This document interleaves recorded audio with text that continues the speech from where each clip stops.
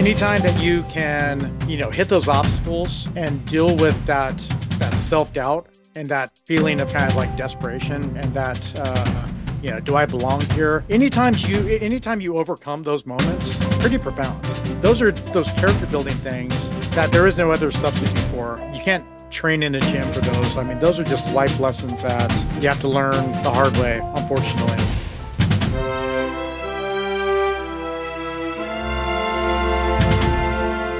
Welcome to Mindset Lessons from the Field. I'm Gina Kazazza, the author of the upcoming memoir, Training with a SEAL. And today's guest is a retired Navy SEAL Chief Warrant Officer who retired from the military in 2021 after 21 years of service. In his 2 decades of being a SEAL, he was deployed 9 times around the world. This part's really cool. During his career, he was introduced to golf. The first part was pretty cool too, but this is really interesting. He developed much of a passion for it, and when he retired from the teams, he co-founded a golf apparel company called Cooley Golf. Ladies and gentlemen, I introduce you to Bobby Holland. Bobby, thank you so much for being on the show. Thank you for having me on, Gina. Appreciate that. I'm really excited to talk to you, and I just want to really dive into everything that I learned about you when I was doing research. Now, one thing I want to get into before I get into prior to going into the teams, I found out one of your nicknames is Lead Bobby. Is that correct? Lead Bob. Yeah. Lead Bob. Okay. And it's because you just step up and you make things happen. And you did sports in school. You seem to be kind of that person that takes initiative. Like when you knew you wanted to go into special forces, you went through your own training, so much that you abandoned everything. And yeah. So how did you get into the whole, I'm just going to take the lead? And what's that like for you to take the lead for things, especially around a lot of testosterone, or maybe a lot of egos? I mean, honestly, I think that goes all the way back, setting the conditions in childhood, right? So like you mentioned, I played sports. I did a lot of gritty sports. So I wrestled at a young age. I did football. These contact sports. The wrestling in particular was I mean, for anyone who knows anything about wrestling, it is difficult. You are constantly trying to cut to make weight, which imagine being a 10-year-old who's like watching calories and running around in a trash bag, and then having these kind of one-on-one engagements, stuff like that. So I mean, there was a certain amount of grit that I was just developing, not even knowing it, doing sports. And then I found myself in football. Football really became my thing, and especially into high school, became one of the leaders on the team. And leadership is leadership. So it's you have these kind of touch points throughout your life where you're tested, you're put in situations, and I think over time, the things that I kind of developed along the way that served me well, progressing through childhood and into adulthood, was the hard work aspect of it and the grit and the grinding through stuff. And, it's only been several decades later now that I've actually taken the time to kind of reflect back and what makes me tick, or how did this happen? But I really think it's an accumulation of all those things. And then, fast forward, you find yourself in the SEAL teams in my case.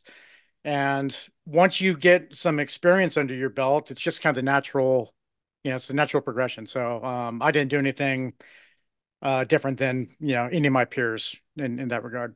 So you mentioned something interesting where you mentioned when you were wrestling, you were 10, you're having to cut, calories or weight, or what you said, cut weight. And, yeah. Wear a trash bag and run around and all that stuff. Was there ever times where you were like, gosh, this is exhausting. This is not fun. I don't want to do any of this. Yeah, all the time. But I really enjoyed what I was doing. I don't know what draws certain people to certain things, but I know I was definitely impacted by, I watched a lot of 80s action movies back in the day. So that certainly had an impact on me, right? As silly as that is. I remember, I think it was in 4th grade, we read the Odyssey. So I have these heroic journeys in my mind, if you will, and maybe an overactive imagination. So I think certainly that had something to do with it there. I definitely think movies and TV shows like definitely influence uh, a lot of our behaviors or a lot of or help shape up us. I mean, I remember when I watched The Outsiders and read the book for like the first time in seventh grade, and next thing you know, like I'm wearing like a leather jacket, wanting to get into like a fight, and I'm just like, Yeah, what? Who is this girl? Like, but it was just like it influences you. Now, you mentioned that, yeah, all the time I was thinking about, or there was a lot of times where I was like, gosh, why am I doing this? This is so hard and challenging. However, when you were in Buds, you didn't even consider quitting. It didn't even cross your mind. It seems like you wanted it so bad that when you were there, it was like you made that decision in your mind that they either have to kill me or I'm going to be taken out by, the grace of God in order to get through this, but it's not going to be on my own accord. However, yeah. when you were younger and you were a kid, you had those moments. So, how do you stay the course when you have those moments when, you wanting to, maybe you're not as passionate about it, but you did find something that you liked about it and wanted to keep going? Does that Yeah. make sense? Yeah, yeah, it does. Well, I think it's programmed into you over a long period of time. And we have a phrase in the SEAL teams, and it's probably in the military writ large, but crawl, walk, run. Everything we do uses in training uses that methodology. And basically what that explains is you start with really simple tasks and you build on that. And I think that mindset is built in much the same way that you do hard things. And when you do and hard things, it's relative, right? So if you've never done anything hard in your life, doing something that's now you look, it's like that's not hard at all. um so these tasks that may not seem hard, you build on those, and with that you get the confidence of having achieved that, and you start to develop this different um mind's eye view of who you are, and kind of what you stand for and how far you can go. And I think, the more you do, the more powerful you become. That's kind of one of the big takeaways from Buds.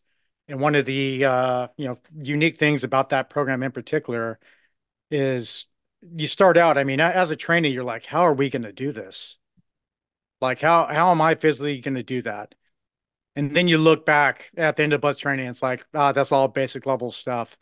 Um, you just go so far, and it's not done overnight. It's just done by these kind of micro, obstacles that you go throughout life, that you just slowly build and adapt yourself to be able to handle more and more. Now let's talk about this because Yeah. you had a lot of like not like doubts before you went into like completely like signing and going through everything, and you wanted more time. You were Hmm. like, I don't know if I'm this prepared and all that stuff. Yeah. So how do you just realize like and just take that leap to be like, okay, like this is it, like I'm as prepared as I'm going to be? Or versus, because sometimes you can over prepare, or sometimes you can, Yeah. and when I mean by over prepare, I mean by stopping yourself from executing. How do you know, like, when is it perfect enough to just jump in versus I'm really not prepared? Yeah. So I'll take you through, because my thoughts on this have evolved over the last 2 decades. But I was a 20-year-old when I started training for the SEAL teams, and I joined, when I was 21. So still a very young man, a young adult.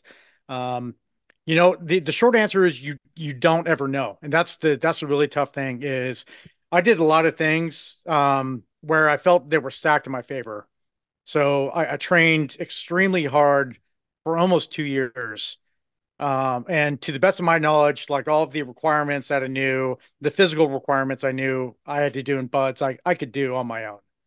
Now, that doesn't mean I can do it under conditions of extreme stress and fatigue and all these things that you just can't replicate on your own. But I felt pretty confident. Like my running was good, my swimming was good. I did a lot of breath work.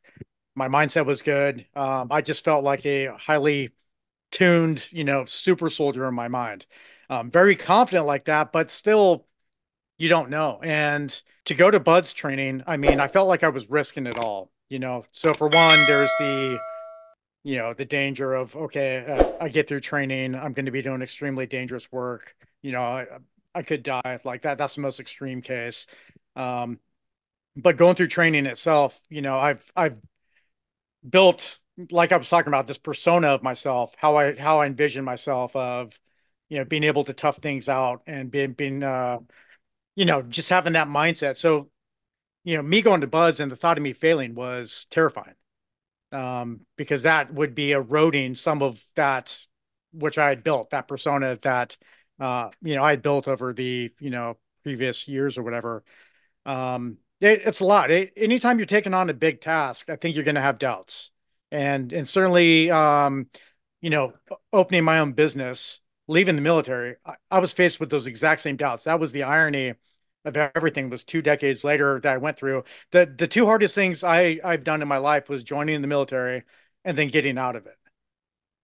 Both for far different reasons there, but um, yeah, there is no, if people are looking for the aha moment, I just don't think you're going to get it. So it's kind of learning to be comfortable being uncomfortable, but knowing that you're dead set on a goal. And if you're not dead set on a goal, then you shouldn't bother with what you're trying to embark on. Because if you're not committed to it, I mean, you're just not into it, right? And the likelihood of failure is much higher. So I think it really starts there. I was definitely committed to the job, for everything that I knew what the job was.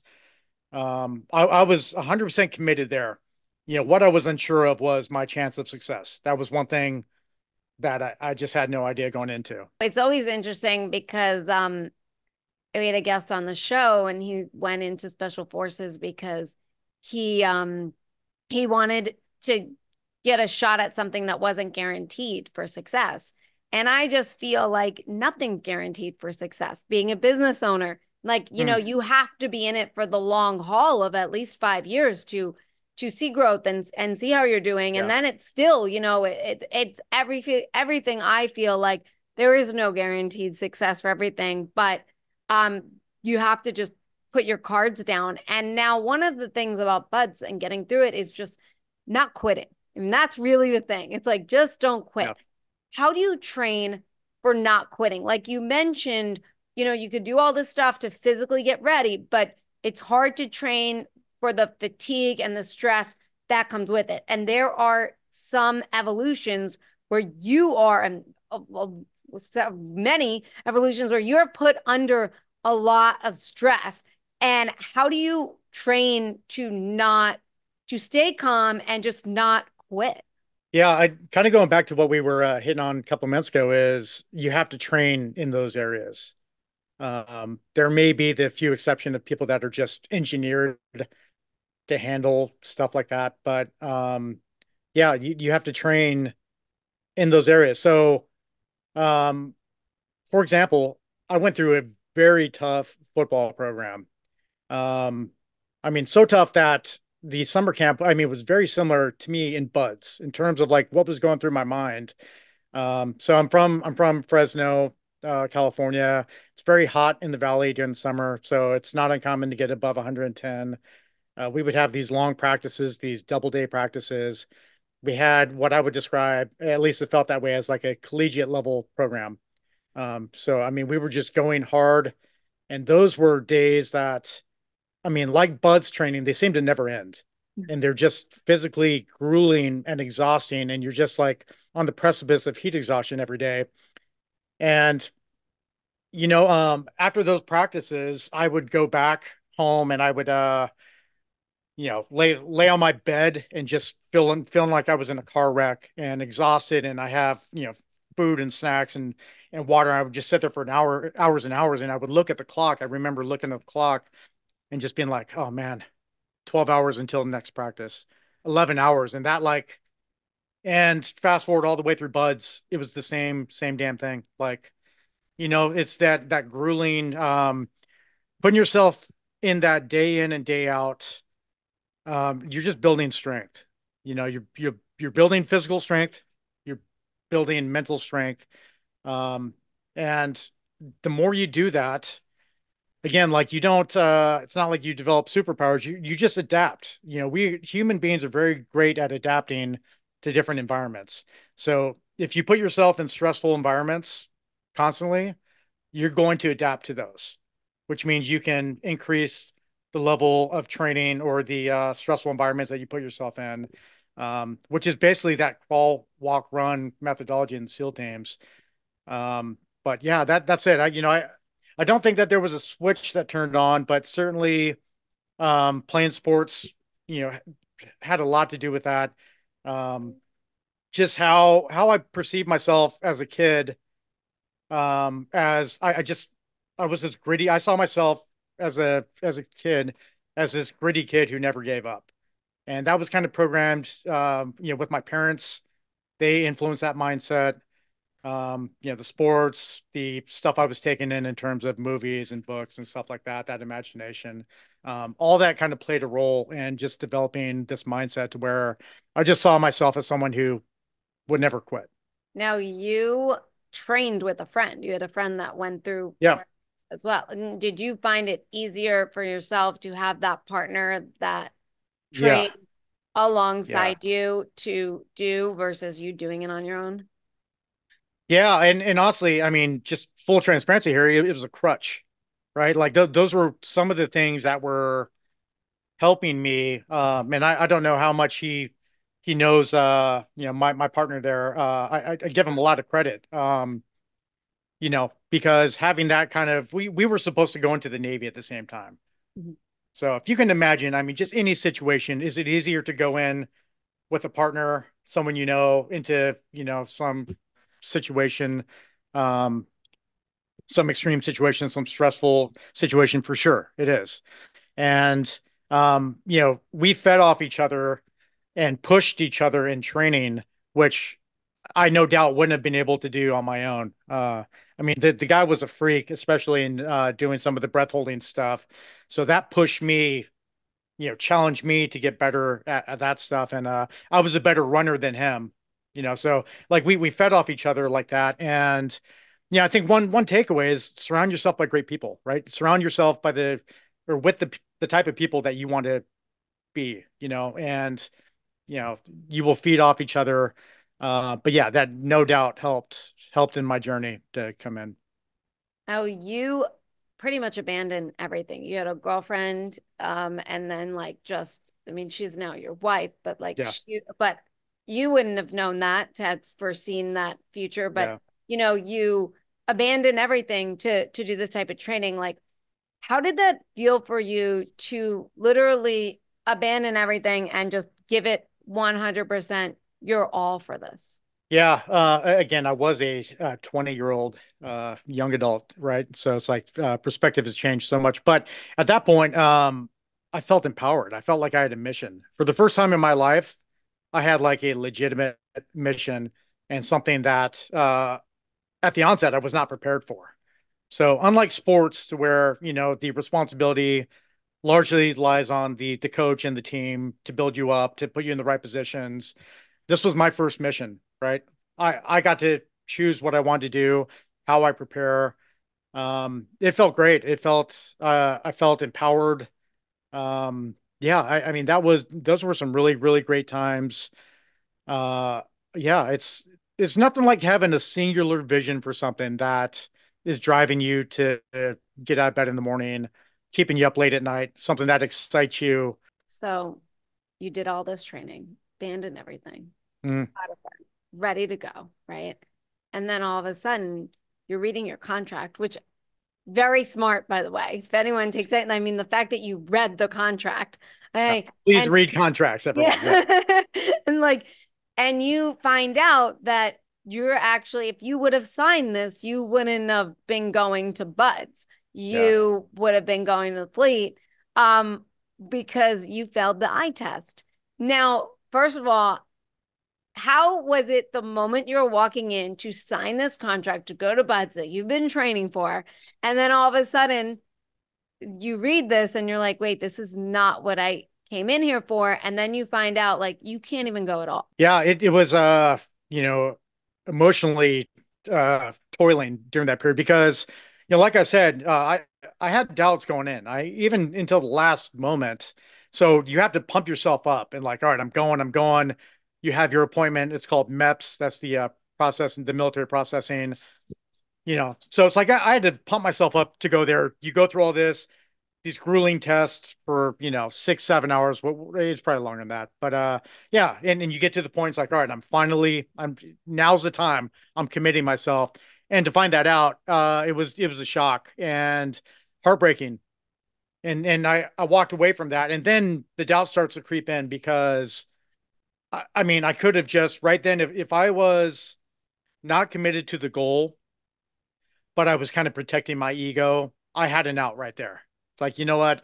Yeah, I could have become a SEAL, but I didn't qualify. So, you know, um, that's something I could have told, people if I was more concerned about my ego than the goal. But yeah, I went back and, again, that was one of those kind of those tests in life to where do I take the easy road? Am I committed? Do I take the hard road? And I had to work. I had to work to get that overturned. Certainly glad I did. And yeah, I mean, life's full of these kind of decision points where your road can take drastically different turns. And to think of what would have happened had I not done that, I mean, I have no idea where I would be. Do you like you said, you had all these doubts leading up to it. You had to psych yourself up. Were you like reading it, you find that out and be like, did it ever cross your mind like maybe this is a sign I shouldn't do this?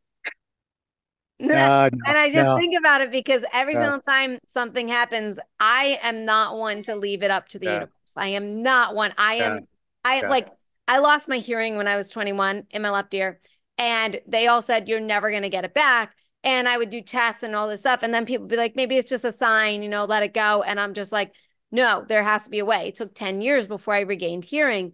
And everyone's like, oh my God, you did the impossible. It's like, well, I made it happen, right? Same thing yeah. with you. It's like, well, my eyesight, I just need that one person. And I had to find that one doctor out of the 20 that I went to that was like, you could regain hearing. And it seems like you were like, I'm going to do whatever it possibly takes until the last second. Now, what makes someone do that with all these doubts? Yeah, again, I think if you have two voices in your head, the stronger one's going to win, right? So, I had felt my entire life leading up to that moment. I had trained myself to have grit and resilience, to have that never quit mindset. Um, and that was the stronger voice. That was really it. But yeah, I liked your point there about you know, looking at signs and reading signs. And I think, yeah, I think I tend to look at signs in a positive way, right? So there's always the glass half full, glass half empty. And I think there's always a different way to look at it. Like to me, that was a sign. It was testing me in a positive way, right? Um, Certainly could have been someone could have taken that another way, but I think it's your mindset, which is something I believe you control, by the way. How you choose to look at things, greatly impacts, your situation and the decisions that you end up making. So you go into buds and you were like, it's pretty easy compared to football. Like I've already kind of done this stuff, right? And you're like, I've been through all this. I've done the whole looking at the clock, dreading I the wouldn't next say moment. easy. Yeah. It's like, like what broke down for you during buds? And also, did you like kind of like have this when you were like going through football where like something broke down on you too? And it's like, oh, Yeah. I've been through this already. I'm gonna keep going. I want the audience to think, yeah, I'm some badass who went through training and didn't have issues like that. That's not the case. I think, the way that I'm trying to frame my story or best tell my story is, I trained really hard. I trained really hard. And because I trained that hard, I was very prepared up to a certain point. So, yeah, I got through the first couple phases like relatively easy. Again, these were very grueling, hard days, but I felt prepared. I was physically prepared. I was mentally prepared. All the milestones I got through, like all the water competency stuff, I got through first time every time. I was passing runs, passing swims, passing no courses, stuff like that. My struggles kind of came towards the latter end of training and into my first SEAL platoon, to where I started facing some adversity in these kind of little bouts that I had. But Can you share yeah, so some of like, that adversity? yeah, sure, yeah, they're little things, but for the people who went through training who had similar issues, they know how daunting they can feel. But yeah, like in third phase, I failed the rifle test. I think I failed it twice. I don't recall. I know I failed it at least once. And anytime your peers are passing something and you're not, and you're in this like super, alpha charged environment, you start like the self-doubt starts creeping in. Like, man, maybe I'm not cut out for this. I can't even freaking shoot. Now, also, I perhaps the gun was maybe shot out, so maybe the gun will take a little bit of blame. At least that's what I like to believe. But yeah, I had that. That was in third phase. Um, in SQT, so you graduate third phase, and then back then you went to jump school, and then you go to SEAL qualification training. I mean, it takes a year and a half before you get to a SEAL team. But um, I had an issue during a land navigation exercise, to where basically I picked a bad path, and I put myself in a very precarious situation. Um, Ended up, I mean, basically, I wasn't able to complete the exercise. They called it due to time, and I got recovered. Um, those two things, and especially when things start to pile up, fast forward to my first platoon. I didn't do anything too crazy, but I just felt like a little bit behind the power curve, which I think all new guys going into a special operations unit are going to feel that way. Even the best trainees, there's no substitute for learning the job. Um, and you when you're surrounded by professionals who've been doing the job for years, decades in some cases, you're going to be, all the way down at the bottom in terms of performance and all that. So, I found myself, at least I felt like I was there, and that was challenging for me, right? So like where I got through training pretty easily, I was kind of tested later than than perhaps some people were. Um, but again, anytime that you can, hit those obstacles and deal with that self-doubt and that feeling of kind of like desperation and that do I belong here? Anytime you overcome those moments, like pretty profound. Those are those character building things that there is no other substitute for. You can't train in a gym for those. I mean, those are just life lessons that you have to learn the hard way, unfortunately. So I am glad, those came a little bit later in my training, but I'm glad I went through those. They made me a much better SEAL, much better person, much more resilient. How do you stay focused to passing a test, like the rifle test, right? When you're Mm, around all these other hard chargers, right? And then the self-doubt starts creeping in and you have a test to pass. Like, how do you stay focused and shut out those voices and also shut out people around you? Because now you got this extra pressure. I got to pass. yeah. Everyone's watching me, all that stuff. Yeah. The rifle test is like a really benign one. That it really wasn't such a stressful test. That was just whether that was technique or something else going on. But I think the water evolutions are like a very telling evolution. And when I'm talking about water evolutions, some of the ones that people know about, like the 50-meter underwater swim. Um, that's a fun one to talk about because I mean, essentially people are passing out underwater, and the way that evolution is essentially run, they sit you down on the pool deck, and everyone has their back towards the pool. And so, the next person in line will get up and it'll be their turn. But if you can imagine being in the audience and it's your turn to get, you have like a long way to go. You're at the back of the line. Your back's turned towards the pool, and you hear people gasping, you hear people being kind of brought back, resuscitated because they pass out underwater. How like mentally daunting that could be, right? So you have to, whether you're doing that, you're doing some sort of close quarters fighting these highly stressful environments, you're jumping out of an airplane, you have to tune all of that out. Like you have to make your mind numb. You have to deafen yourself to the noise and the stress around you, and you have to think about the procedures. And that's really what Buds trains you as a student, as a candidate, is to filter out that stress with a hyper focus on the procedures, right? So if it's the underwater swim, I'm thinking, okay, I have to get my heart rate down, yeah, before I get to the pool. So I'm focusing on my breathing. I have to jump in. I have to get the somersault right. And then, back then I had a certain number of strokes I was trying to hit before I hit the wall, right? So, you know, you when we go to second phase, we're talking our other kind of diving test there. There's a bunch of procedures that you have to hit. It's always procedures. When you're jumping out of an airplane, before you jump out of the airplane, you're going through your emergency procedures. You're going through the profile of the jump itself. You're standing in the aircraft, you're mimicking what you're going to be doing, you're rehearsing in your mind, you're visualizing, you're going through those procedures. So, when that proverbial ramp opens up, you're just executing. So, very long-winded answer there, but I mean, just to like bring it back into something a little bit more succinct there, it's filter out the noise, learn how to filter out that noise, and focus on the procedures. And basically everything really challenging that we do in the SEAL teams.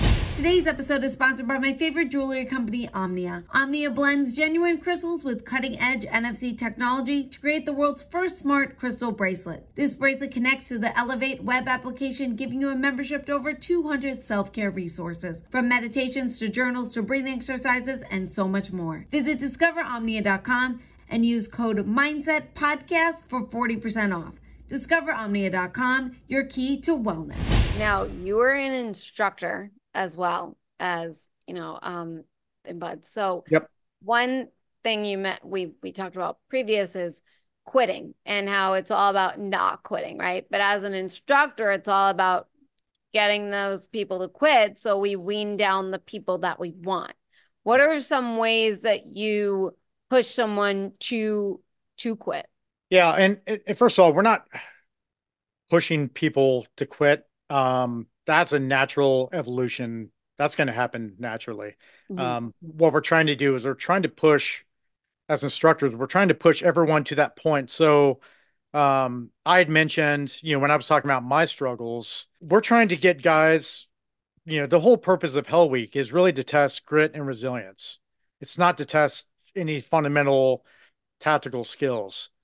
So what Buds is this pressure cooker where we're trying to put each individual and ramp up the pressure, which will be different for each individual, right? Um, some some candidates show up and they're phenomenal runners, they're triathletes, they're competitive swimmers.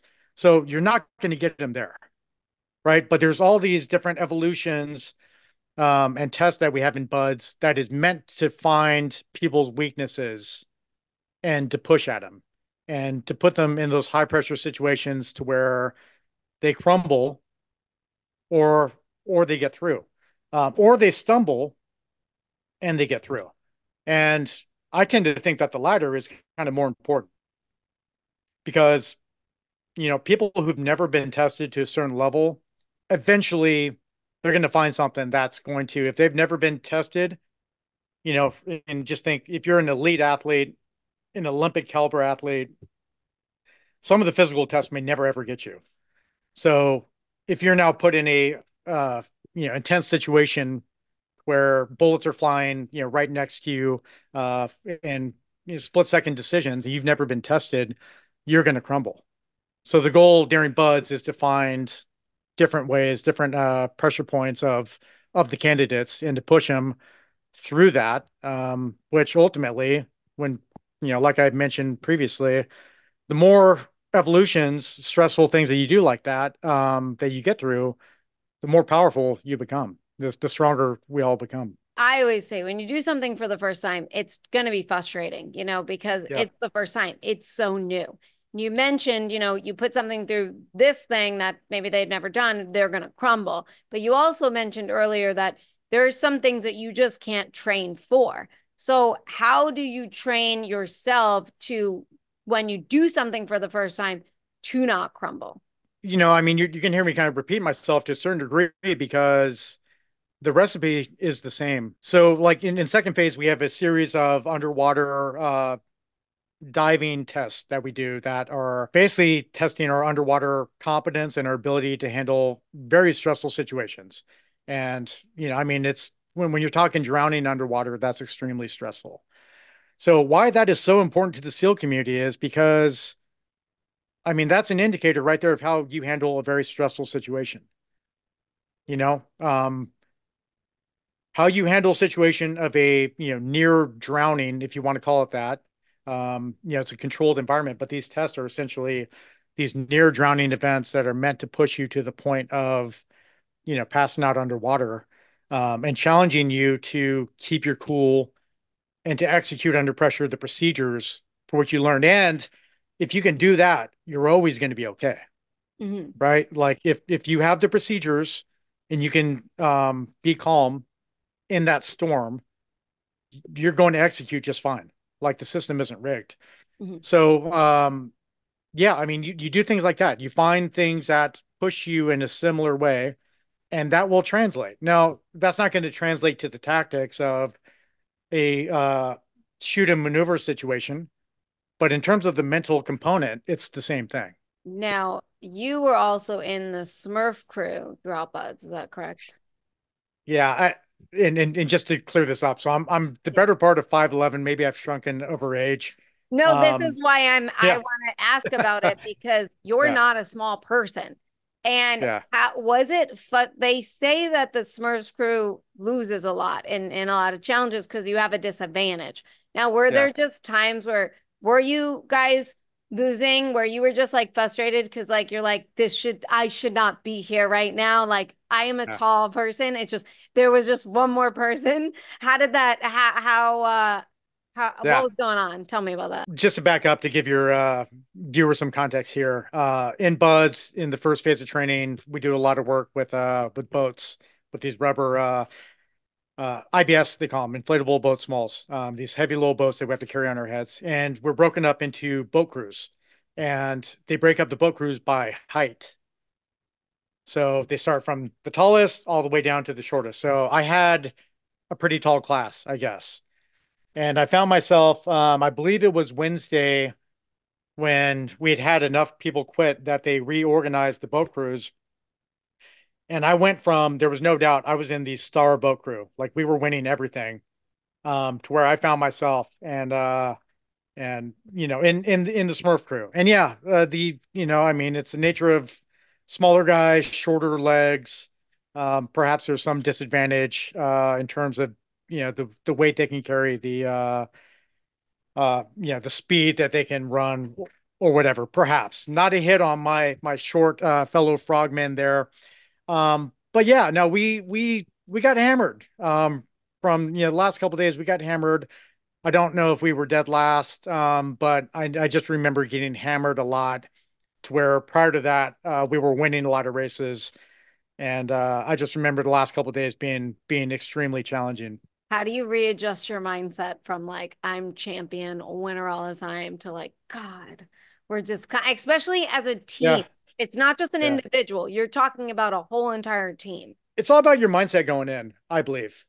And this is like getting into some of the lessons learned that I've kind of developed, but I think it's how you frame the possible outcomes, right? So I was preparing to have the worst week of my life. Is it, right? So it's like I'd already envisioned like I'm going to get pushed to the brink of failure. I'm going to be past exhausted. I've never been this sleep deprived. I have no idea what that's going to be like. I've never done anything for this extended period of time. I don't know how my body is going to react. So I'd mentally prepared to do the worst thing I'd ever done in my entire life. So anything shy of that, is like gravy. So like when I'm winning races, I'm like, damn, like life is good. But um, I had the seed of in my mind of like, don't hold on to this comfort. It's temporary. It's not going to last. And so I think you just need to, have that. And it's not to like you have some negative outcome, but I think the more prepared you are for the worst outcome mentally, and you don't let those kind of ebbs and flows, those peaks and valleys rile you up too much. If you get too excited and too invested in the comfort of winning, and then the shock of losing for 2 days in a row could be daunting. That could crush some people if you're not able to kind of modulate that. And I think that's extremely important. I've especially learned that throughout my still career, and also, I mean, being a new business owner. I mean, lots of kind of peaks and valleys and dealing with stuff like that. And yeah, just perspective, I think. Now you talked about mindset. It's all about the mindset, right? So Mm, I want to know, as someone who was in two different classes of buds, right? And yeah, one was a regular normal class, and the other one was the documentary. You had the camera crew in front of your face all the time. So yeah. what was the mindset in both in both of those? Because that's two totally different environments. It's exactly as I just described. I was preparing because that class, the first class I was in, 233, was a very hard class in that you know, our class got a lot of extra instruction, if you will. We got a lot of we just got hammered a lot. So for whatever reasons we weren't doing the right things. So life is more challenging when you're not doing the right things. You're not meeting the expectations like the instructor staff expects you to. You're going to suffer a little bit because the more you struggle, the more you learn. Um, And and what then I year was found that? I myself. forgot to ask that. Were you winter? Are you summer? Are you where are you in the Well, I went through Hell Week in 233 in October of 2000. okay. Okay. Sorry. I Yeah, just so I classed up. Don't quote me on this, but I think January 2001, something like that. I ended up I got rolled. I had a perforated my eardrum. I ended up Mhm. rolling to another class. And that was a But documentary. yeah, yep, yep. So I joined them in second phase. Yeah, it was different because that class just did not get hammered as much as my prior class. And I remember one instructor, just because I was wound tight, I was like every evolution, I'm just like, about to have the worst evolution of my life, the toughest evolution ever. And one instructor just kind of joked with me. He's like, "Hey man, you can relax. This is a different class." Little moment of levity there. And but not to take anything away from that class. It was extremely difficult and challenging. Just a slightly different class dynamic. And one of the other challenging aspects, which I talked about previously in other podcasts, is there is a dynamic. If you're changing teams, that is a dynamic in and of itself that brings its own stress and challenges. Because that team that I had been that unit that I'd become so comfortable with, developed a reputation with, that was all gone. So I'm coming into this class, and yeah, I think there's a certain amount of skepticism that any class has to someone who's been rolled in to their class. Especially some people who get rolled for performance issues, but there's a certain amount of skepticism, like, maybe this guy's not cut out for it. So you're battling that. You're trying to reassert your reputation amongst a new team, understand how people work together, all that stuff. But I love 234, great class, great mugs. We still keep in touch with a lot of them today. Did you feel like there was just some added pressure because of the camera and everything in your face versus like when you don't have that or it didn't really? It's funny because I think the camera caught all my low moments in butts. Like honestly, there's a point to where we're doing a diving. It wasn't even a test. It was just a evolution, and I started to pass out underwater. And I come up, and the camera's right there, and it's this big dramatic thing. And the camera seemed to find me when I was having, when I was burning out on push-ups. Like at the end of push-ups, when I'm really struggling, the camera's like, "Oh yeah." let's go focus on that guy. Um, And how yeah, did that but feel? Like, aside how from is that, that? How did that feel for you as you're going through this? I mean, this is your life. This is your whole entire yeah, career, yeah, like everything on the line. And then you're just like looking, and then it's like, gosh, like I'm yeah. already kind of struggling right now. It's like, oh, it's great. I'm just going to look like a turd for perpetuity, forever. I didn't pay much thought to it, but I definitely, when the camera's right in your face, it's like, oh, they're not catching me in my best moment. I better get my stuff together. Yeah. Now, talking about the different types of mindset versus like, Hmm. not having camera on, having camera on, I want to switch to the mindset of war, because prior, I mean, you went right in like September 11th happened, like when you graduated or something. Is that correct? Yeah, I graduated BUDS. I was in SEAL qualification training. I was in the last couple months of SEAL qualification training. So I ended up going to my first SEAL team in November 2001, just a couple months after. So, what is the mindset like prior to a war and then boom, Yeah. like this is a serious one, right? I think Yeah. I heard you say something like, like some people quit or something. Yeah, we had one student in SEAL qualification training that quit on 9/12. So, going full circle back to I think our one of our earlier conversations there is he obviously was not there for the goal. Like he was not committed to the goal. It was not about that. He was hanging on for some other reason. So He hung whenever that on kind of for a risk, long time. yeah, man, I tell you what, it's and I don't know what goes through people's heads. Man, it takes a lot to get through that much training, to give it up at the end. But ultimately, I'm glad he did. Right? He saw something that he didn't want for in himself, and that's not good. You don't want a teammate who is having doubts when you're overseas. So I don't hate on that guy at all. I wish him the best. Hard as nails to get through that much training, and I think he made a very, very tough decision.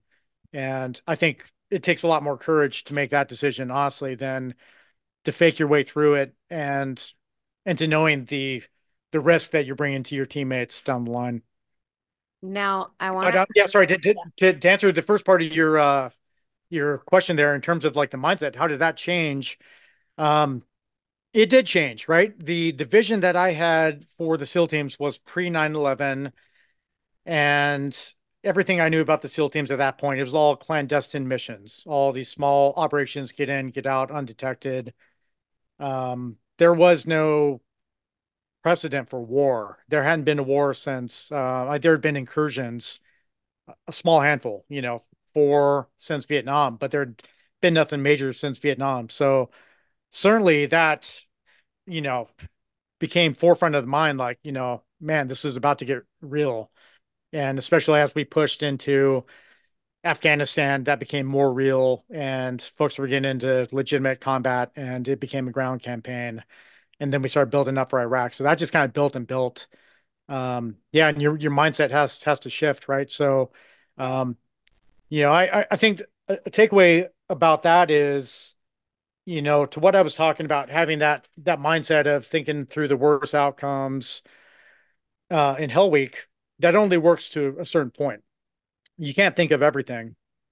So you have to have a flexible mindset and you have to be able to adapt to evolving environments, that goal shifting a little bit, that danger, that risk, that stress shifting, the goalpost shifting on that. That's part of it too. so I want to ask, this is now we're in the teams, not Hmm. we, you're, and, I want to talk about the really rough 1 year that you had, where your Yeah. dad passed away, you had to go into the teams, you had a kid that year, then one of your teammates and great friend passed away. Like it was just like a year that just beat you up. Yeah. How do you navigate through the lows of the lows and the highs of having a kid's big high, um Yeah. and also just having to focus and get a goal done. You have a career, you have a job, and that job where there's a lot on your shoulders and everything. Hmm. How do you emotionally just get through it? Yeah, yeah. Great question there. I'll do my best to thoroughly answer that. I think it's a very important question. Um, I think you have to a certain degree. I mean, you have to deal with these stressors. Whether you're dealing with the loss of someone close to you, which is the most challenging thing to deal with, or some other stressors, you have to deal with those as efficiently as possible. And it's not like losing someone. It's like, okay, I'm going to grieve real quick, be done with that, and then we'll move on. But you have to get through a certain level of acceptance rather quickly. And I think the faster you can do that, the better off you're going to be. It doesn't mean that the hurt goes away necessarily, but making some semblance of peace with those things. And for the other challenges, um, you know, you control your controllables. And when you understand that there's a lot of things outside your power, that if you're worrying about outcomes or you're worrying about things you can't change, you're not in the present. So I don't know if I have a recipe on how to do that. It's just something that you have to kind of do, and you have to maybe get better at it. And um, for me, that's a lot of what I was doing. In that period, for example, losing my dad, I took a week off. I took a week off. We dealt with my dad's stuff, and I came back and I went right back into training. I had a group of guys that were depending on me. I had that vision, that mission, that singular goal in mind, and there was nothing I was going to do to bring my dad back, right? So that's a futile effort. Um, so it's kind of dealing as efficiently as you can with these obstacles, with loss, and then remaining focused. And what I was talking about earlier, in terms of being able to tune out the noise, it's a similar muscle. These are all similar. There's like a small handful of skills or principles that you got to learn and develop that kind of apply to everything. And that's kind of what that is. It's being able to, whenever that, you know, stress is barking at you, that fear, that self-doubt, that loss, being able to compartmentalize that to focus on your task at hand. And there may be some iterations of that to where you go back and forth, right? It may be like, hey, I need to focus on this. I deal with this, process this. We got to get out the door. We got to do this. And then, you have some time to go back and to continue your getting through processing whatever you're processing there. There could be some of that, but I think the main takeaway for me is really focusing on being in the present and controlling those things within your sphere of control. Is what it kind of boils down to. Yeah, yeah, I like that one. Um, what do you have for our listeners to help them build that grit, build that Yeah. mental toughness to be able to get through the storms that are inevitably coming their way? The things I'm going to bring up are basically going to dovetail to what I just talked about there. But um, I like the analogy, the how do you eat an elephant one bite at a time? Um, I think that's what you do when you're faced with really difficult, challenging task. The harder the task, the smaller you got to break it down. The smaller you got to break down those goals, right? So if my goal is to get through all of Bud's, um, that's not what my mind's thinking about every day. Like, oh my gosh, I have 6 more months of Bud's to get through. It's how do I get through this evolution? How do I focus on my breathing, the procedures? How do I perform for this evolution? And then when that evolution's done, okay, what's next? Shifting gears. Okay, now I have to focus on this. Or you have these micro little breaks, whether that's a lunch break, or a dinner break, and to really maximize those opportunities to kind of reset your mind, um, get whatever rest you can, and then get back to it, right? So I think, just taking off small bites there and not making, I mean, the way you get through all that stuff is a series of small tasks that you do. So just focus on the small task. I think really the first step in taking on a difficult task like that is convincing yourself that you can do it. So we talked about my journey to training or to becoming a SEAL and all the training I did there. So the first task for me was convincing myself that I could do it. And the way I did that was by training really difficult and uncomfortable spaces. So I think you do that. The more you do that, and again, start small, right? If you're not familiar with doing hard things, just start small, and you could build off of those, and you will amaze yourself with how powerful you can become, both physically and mentally. And I think you have to start developing this persona that you are the hero of your story, right? Like you do not fail. The hero in the story doesn't fail. And I think if you have this kind of relentless optimism, this unshakable belief that you're going to get through whatever you're going to get through, you can manifest that to a certain degree, I believe. I think the power of the mind is very, very strong. And if you see yourself as a winner, more times than not, you're going to find yourself in the winner circle. If you see yourself as a quitter or a failure or whatever else, I think you're going to manifest that as well. Yeah, I think those are kind of the big takeaways. And yeah, hopefully that That was was helpful. that was really great. I really like that. I like the elephant, one bite at a time. So, thank you so much. It was a real pleasure talking with you, and I really appreciate you being on the show. Thanks for having me on, Genia. That was fun. Oh, of course. Yeah, I had a blast. Thank you, everyone that's listening. Please go like, share, comment, subscribe, become a Patreon member so you get access to all the bonus goodies that nobody else gets. And next week, thanks so much for listening.